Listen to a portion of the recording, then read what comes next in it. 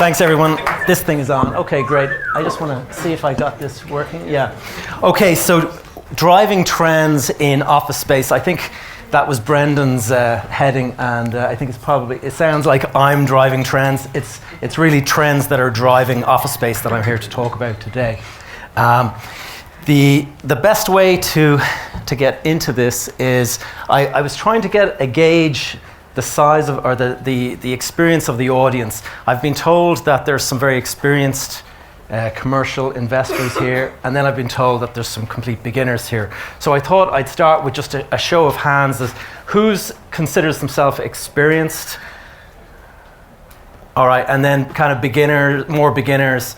All right, so there's more beginners. Well, I've structured it so that there's a little bit of some lessons really for the beginners, and in fact for the beginners, there's a friend of mine showed up today, Jason Greystone, and Jason has a great podcast called Always Free that I'm just plugging for him since he went to the trouble of coming to see me. So a little bit of backstory on myself. Who is this guy? Why are you listening to an Irish bloke standing on the audience?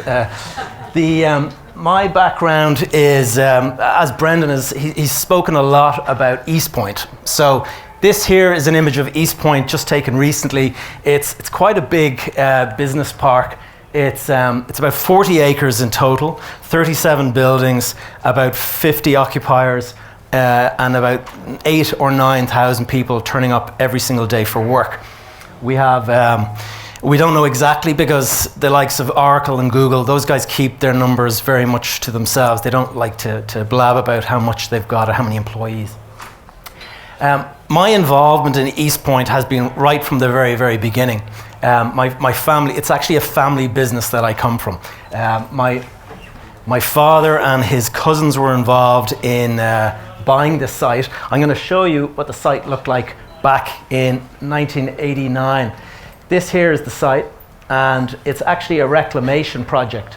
And this entire area that we've built, EastPoint, was once the estuary. What you see here, actually, this whole area here, everything in green basically used to be the sea, the tidal estuary of the Talca River. So over years, this was filled in using landfill, and just through the growth of Dublin Port, they kept on adding acres and acres and acres. And in the end, we got an opportunity back in 1989 to buy this plot of land. It was ex-landfill and therefore extremely cheap. I think we might have paid £4 million Irish pounds for it, so about 100,000 per acre. But then again, it was landfill, so it wasn't clear what we were going to be able to do on it. The Masterplan took about 3 years. We had a lot of negotiation with the local authority. The local authority were very nervous about the fact that this was landfill. You guys will be aware that landfill generates a lot of noxious gases like methane and hydrogen sulfide and carbon dioxide, and those things meant that this was never going to be a residential site. We were looking at it initially as a light industrial site to kind of blend in with the port usage that was going on. So you see here, there's a big kind of warehouse shed here, and that is a part of the site that we'd like to acquire today. Getting into as we were going through the discussions with the local authority, our architects were scouring the kind of the different plans going on around the world and the different projects, and they came across Stockley Park here in London, in Uxbridge. And when they saw that, they brought it to us and they showed us, and they suggested a low-density campus-type environment, and that made a lot more sense, a lot more profitability potentially than light industrial, because there wasn't very much likelihood that there would be a huge amount of employment created by light industrial. Whereas in office park, you could look, nowadays we have obviously 8,000 or 9,000 people. If it was light industrial, it'd be a fraction of that.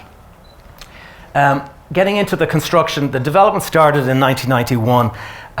There was a lot of work to be done on the site. The fact that it is a landfill, you've got to go and prepare the ground for the gases. The gases that are going to be escaping from the ground have to be mitigated. So we had to build a whole network of pipes that take the gas out of the ground. There's trenches. There's all sorts of stuff.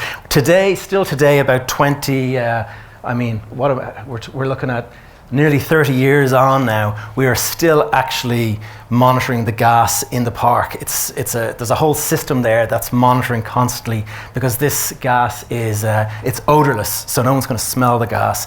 And we have automatic systems that start to vent the buildings if there's any kind of an issue. Here it is closer to completion, and this actually is quite a few years ago. Since we opened this whole area here, this turned into the Dublin Port Tunnel, and so we now are only 12 minutes from the airport, which makes it quite an attractive site for some of the international companies. So we managed to attract Google and Oracle and a lot of the big occupiers because of our proximity to the airport. And in terms of getting investors to invest, one of the negotiations we had was with the Department of Finance in Ireland, because it was a regeneration project, former landfill. We were able to get tax breaks. So we turned the project into a capital allowance project, and every penny that the investors spent was actually able to be taken back over a period of 10 years against your tax.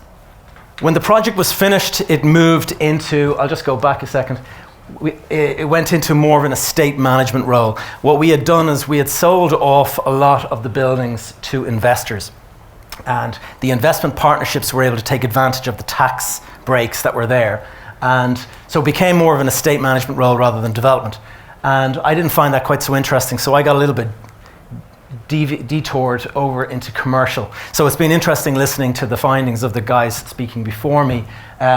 I got into commercial, and I found some of the things that Ranjan has been talking about to be very much the case.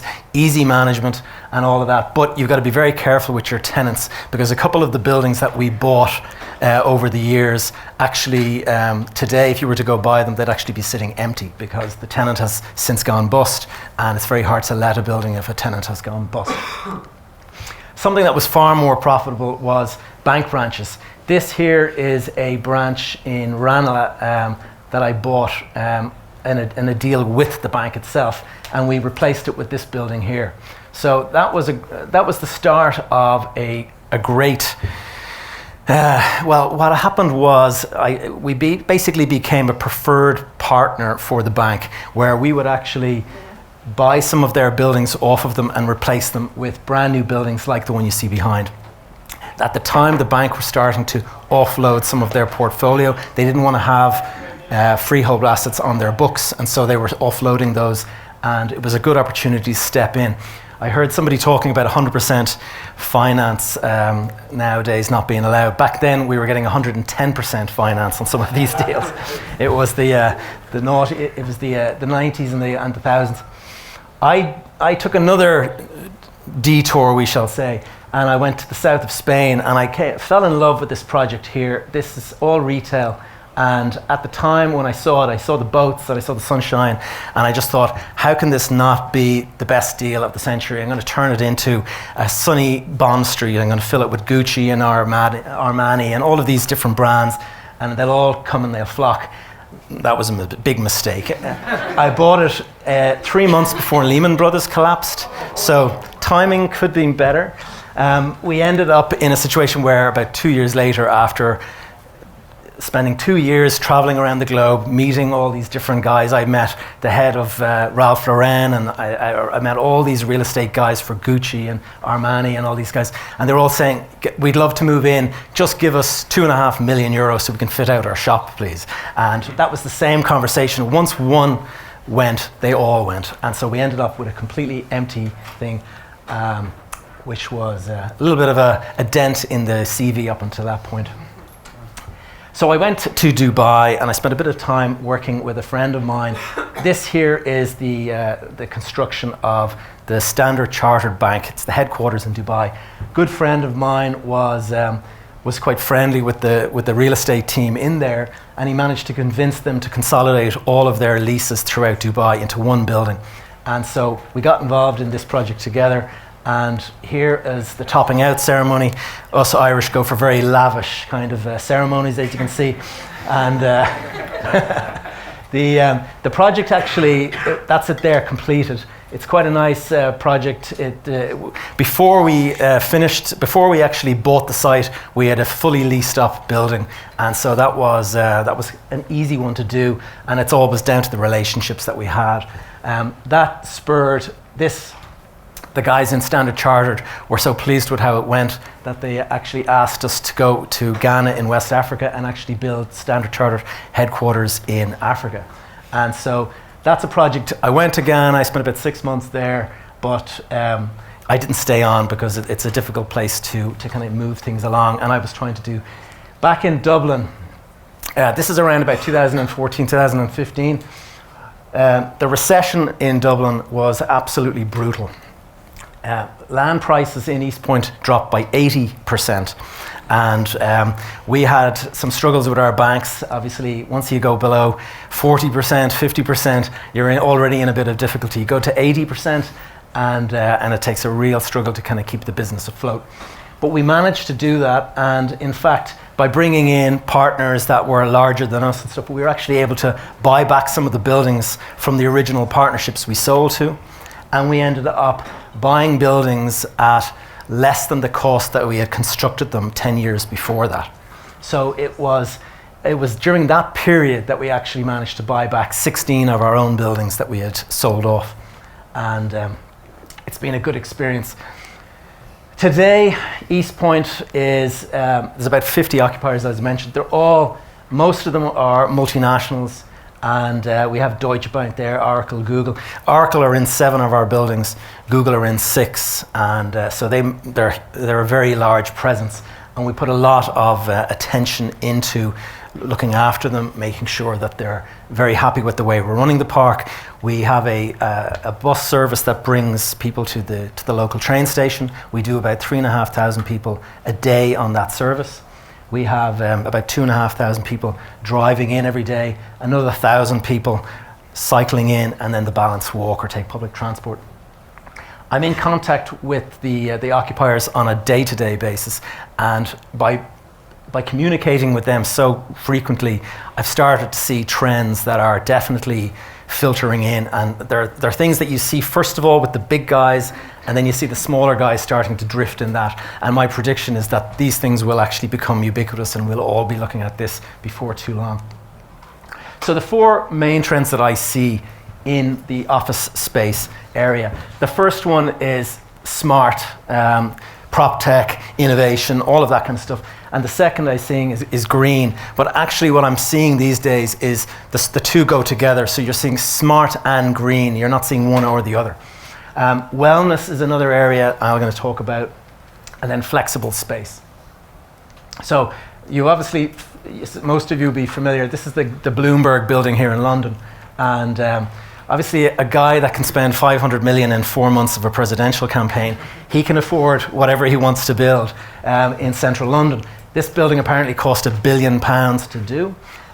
It's the greenest building in the world now. It's hit this level, I think BREEAM 98.6 or something like that. Nothing's ever come close to this. Well, there's something in Amsterdam that has come very, very close. But they're not all, then you've got, sorry, I'm just going to go, this here is the Microsoft headquarters in Dublin.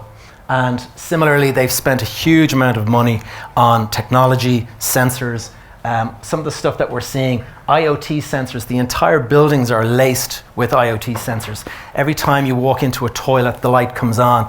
It's sending signals back to a database that says that toilet got so many uses today. Then there's other parts of the building that don't get used. They can repurpose them. They can move things around. It's extremely efficient, space efficient.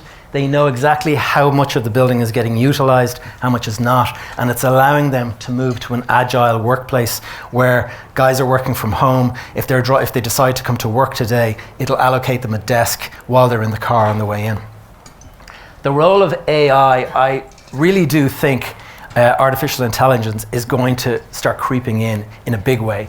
The more people that are using IoT sensors, the more data that's being collected, it starts to get above the ability of a facilities manager to manage all of this data. And so AI, I think, is going to start entering into the conversation where the building is actually being managed by the AI, and the guys, you know that old joke that they had, the guy and the dog, and the dog is there to keep the guy from touching anything, you know, and the guy's job is just to feed the dog, you know. Finding the balance is one of the difficult things. Obviously, everyone is talking today about privacy and GDPR and all of these things. And we have noticed that we start looking at putting in technology like cameras and sensors and things like that. The problem is that you get a bit of pushback from the actual occupiers, tenants, or the staff that are working in the building. They don't want to be constantly monitored. They don't want to be watched. And there are sensitivities. So it's finding a balance there can be a bit of a struggle. Moving to green, this is the building in Amsterdam I spoke about. This is it's called the Edge, and it's in Amsterdam, and it's occupied primarily by Deloitte. When Deloitte did an internal study into their recruitment side of the business, they found that 67% of the people working in the building were working there because of the building. And so that is what has filtered out to the conversations that are going with some of these big companies. That's why you're seeing the likes of Apple, Bloomberg, Microsoft, Oracle as well in our park have invested huge sums of money in their buildings. And it's because the young people that they're trying to attract, this war on talent that all of these guys are fighting, it's critical for them to have a building that speaks to the younger population, that they feel that they can pick out their phone, they can choose a desk for the day, they're not cubby-holed away in one area. There's different spaces. There's the what they call the work. Yeah, there's all these breakout areas. There's areas. It's the agile workplace works on the basis that it's activity-based workplace. So you have got people that are, for example, in the sales department. They all have desks that can be raised because sales guys find that they perform better when they're standing on their feet. But then you have the accounts department, the guys are at a computer all day, so they want to sit at their desks. So you've got these agile workplaces that are now moving around. So a person can decide they're going to go into a room, they're going to book the room using their phone. It's all interconnected now. Green, though, is becoming a major push. And this is some of the technology. The sensors, they're providing water temperatures, air temperatures, the quality, the amount of carbon dioxide in the air. All of this is feeding into their systems, and they're able to optimize the building for the best performance. Both from a sustainability point of view, environmentally it's very important. You've got a lot of millennials that won't work in a building anymore if it's not considered to be sustainable. And I'm finding a lot of the conversations I'm having with my tenants are now about their waste. How is their waste being handled? How much of it is recycled? How much of it is going to landfill? They actually want to know these details from me. And in the past, we were like, well, I don't know, ask the bin company. That's not good enough. You really do now have to be on top of it all. And unless you're using technology, it's not going to be very easy to answer some of those. So sustainability is not just the building fabric itself, it's the operational aspects of it. And that is, reusing water, rainwater harvesting, all of that stuff. The reporting is becoming a major thing, as I mentioned. Just these reports, I get approached about every 3 months by a lot of the occupiers, and they have what's called a CSR audit, and they have to fill out a document on their corporate social responsibility. And there's all these boxes. How much of our energy is coming from wind-generated electricity? How much is coming from coal-fired furnaces? All of these details are starting to filter in, and I know that on a smaller scale, commercial, you're not going to have these considerations at the moment, but I do think that the market is shifting in that generation. And one of the things we're concerned about is we're seeing the larger tenants, they're moving so much towards that if we're not keeping up with it, they just won't rent your building. And you'll have a building that can't be rented in a couple of years unless you're kind of keeping up with this. Mobility is another huge area. So many more people are cycling. When we designed East Point back in the early days, nobody cycled. We had 1 or 2 bike racks in the park, and they were half empty all year round. It was only in the sunny days that people would decide. Now we've got about 1,000 people a day cycling in, and even in the rain, the bike racks are all full. And so storage is becoming a bit of an issue. Guys don't have enough space, so we're constantly buying bike racks and adding them into the park. And also things like electric car charging. That started, we've got guys driving in now with Teslas and they're saying, where am I going to charge my car? This here is the roof of one of the Oracle building. It's all solar panels. This is a green roof. It's all part of the way these things are moving. One of the reasons for it is 40% of global greenhouse gas emissions are coming from real estate. And that being the case, we are an easy target as an industry. And we're all aware of the climate protests that are going on out there. There's so much of this happening that at some point in the near future, if you look at Finland, they've just appointed the youngest, she's not only female, but she's the youngest prime minister ever elected, I think 37 years of age. And that's the way it's starting to move. And once the younger people are in power, you'll start seeing the agenda shift towards climate change. And I think we are an easy target at 40%. If we're not making these things, they'll just tax us. And we're going to find ourselves getting taxed for badly performing buildings. Wellness. This is not what I mean by wellness, by the way. A lot of the stuff that's coming out now, there's actually a WELL certification. So buildings are now, there's an organization in America called, I can't remember the name, but it's the Wellness Organization. They certify that your building has been designed with the occupant's health and wellness. And it comes down to thermal comfort, both hot and cold. One of the biggest issues I hear from our facility people is that somebody arrives in wearing a t-shirt. Jason over here is in a t-shirt. People standing next to him are wearing jackets. You can never find the right balance. And so that is a big issue for staff, which is why they're creating these different breakout areas so that if you're too cold, you can go to one area. You're not stuck at a desk with a fan above your desk, freezing you when you want to warm up.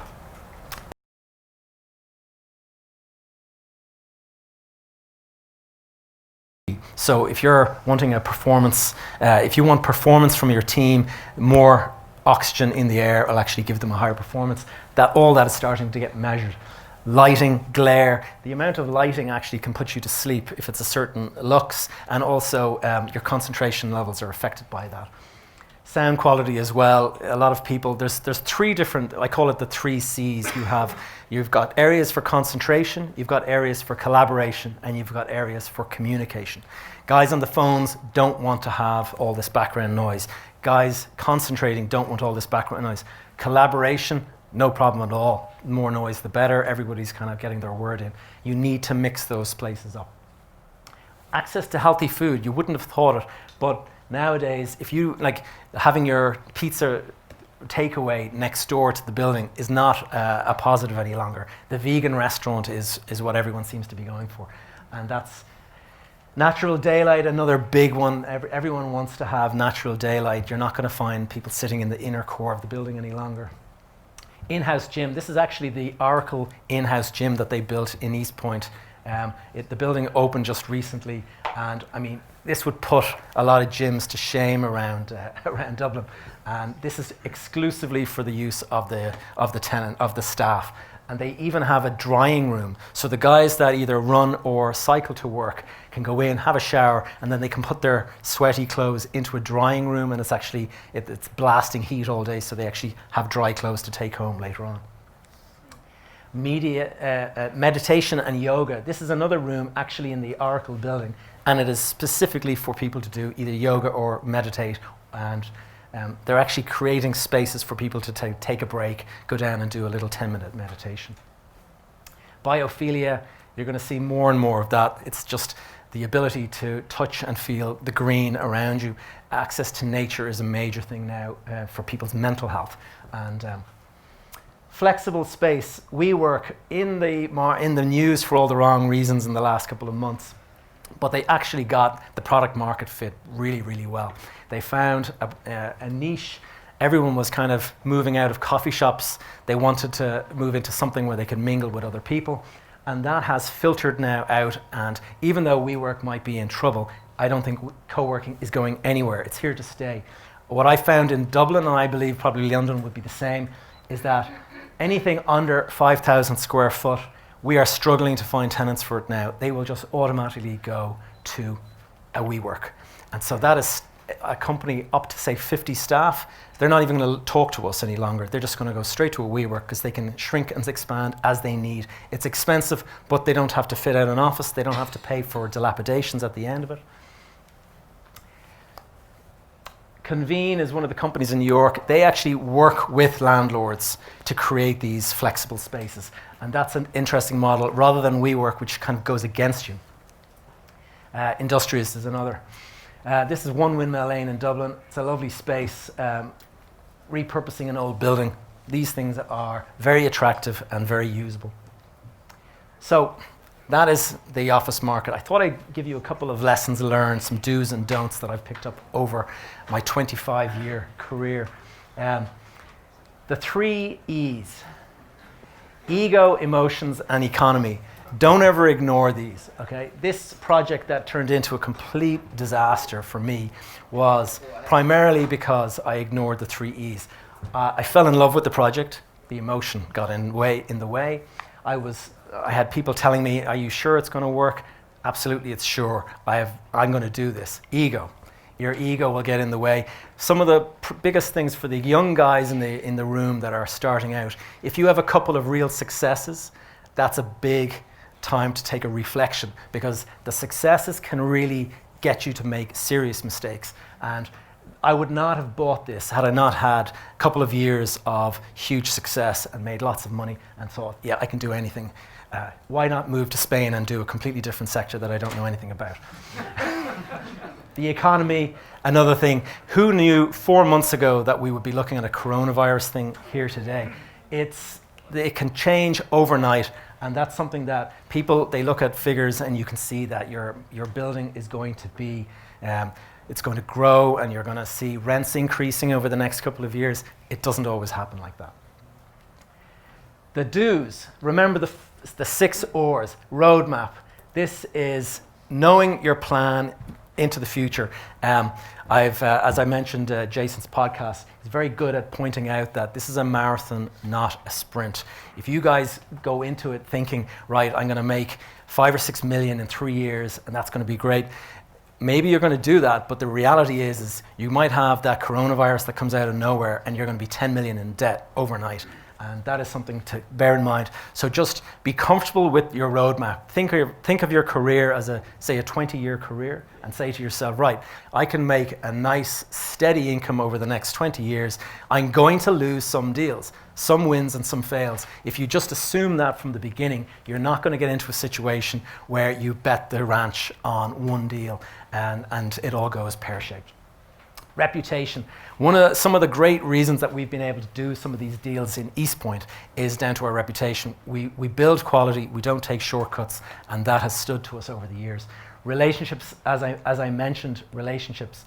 The half of these deals that we've done wouldn't have gone to the market because you got relationships with people. They tell you, they give you little inside tips. They tell you that their headcount projections are growing for the next couple of years. We'll actually be needing an office very soon. All of this kind of stuff, they're not going to share that with strangers, but if you have a good relationship, your reputation obviously helps your relationships as well.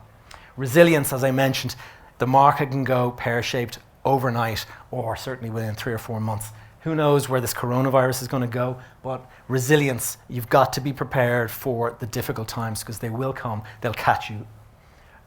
Be realistic. I've seen guys buying property on the basis that the market is going to keep on going up, up, up, up. It's never going to stop going up. And okay, you've got some markets, you've got Toronto and you've got Australia where it never sees a down season, but that's very much in the minority, and the likelihood is you're going to get caught if you keep thinking that it's never going to stop. And reserves, don't fall into the FOMO trap. FOMO, fear of missing out. Every deal that came to me, yeah, I'll buy it, because I didn't want to miss out on the opportunity.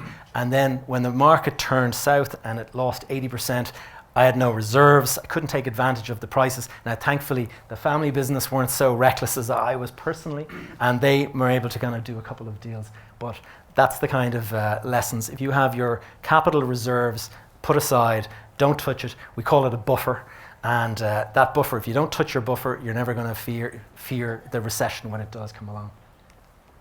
Some takeaways, sustainability, if it hasn't been obvious, that is going to be something that really Everyone is going to be affected by it in this industry, I'm pretty certain. Hospitality, the WeWorks of the world, people expect a certain level of hospitality now when you're walking into a building. The old days of just being 4 checks a year that Ranjan spoke about earlier, I'm not sure that that's going to continue. I do think there's an element of hospitality, people and experience. People expect a certain level. They're not just going to be happy for you to kind of be the landlord who lives in the distance and only sees them once or twice a year. Engagement. We're putting out videos now for our tenants' staff. We're communicating with them, telling them about the latest things. And brand building is another thing. I think the days of being a quiet real estate guy that just sits in the background and nobody knows about you, I think those days are gone. We're in social media now. People expect you, they check you out, they look at your background. So a certain amount of brand is important. Anyone wants to learn more? I'm unfortunately not able to stay around because I have an airport to get to. But you can find out, I have a blog that I keep, I have a YouTube channel that I haven't put too much onto it at the moment, but you'll find more stuff. And then I'm about to launch a podcast soon, so you'll learn more about that if you follow me on social. I don't know if that's it. Great, 0. Thank you guys. Well done. Stay up here for a second. We'll do a quick Q&A.